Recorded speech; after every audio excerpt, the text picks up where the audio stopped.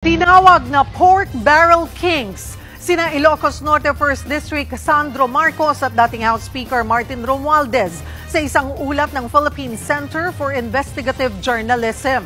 Ayon sa Malacanang, bukas naman ang first family sa anumang lifestyle check.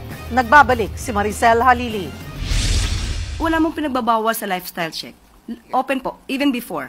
Kahit si Pangulong Bongbong Marcos at ang kanya buong pamilya handa raw sa lifestyle check. Yan ang sinabi ng Malacanang sa gitna ng inilabas na report kamakailan ng Philippine Center for Investigative Journalism o PCIJ. Tinawag dito na pork barrel kings sina Ilocos Norte 1st District Sandro Marcos at dating House Speaker Martin Romualdez. Base sa PCIJ report, pinakamalaking bahagi ng tinatayang 1.2 trillion pesos allocable funds ng DPWH ang napunta raw kay Sandro Marcos. Sa loob ng 3 taon, umabot sa 15.8 billion pesos ang napunta sa distrito ng Presidential Son. Halos doble yan ang allocable funds na nakuha ng Rizal 1st District. Kung ibabase sa populasyon, halos times 4 na mas malaki ang distrito ng Rizal.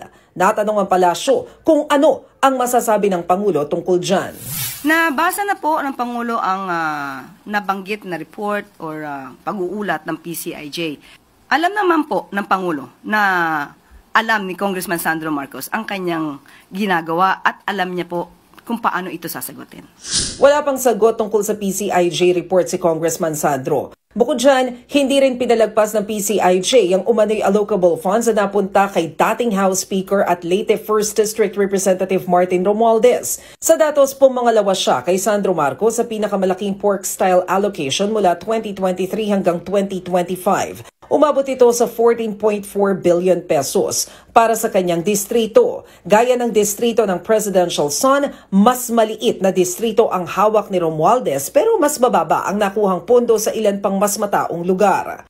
Tikumpa ang bibig ni Romualdez dito. Noong Agosto, ipinag-utos ni Pangulong Marcos ang lifestyle check sa lahat ng opisyal ng gobyerno. Pero hanggang ngayon wala pang update kung natapos na ito. Nagbabalita mula sa Frontline, Maricel Halili, News 5.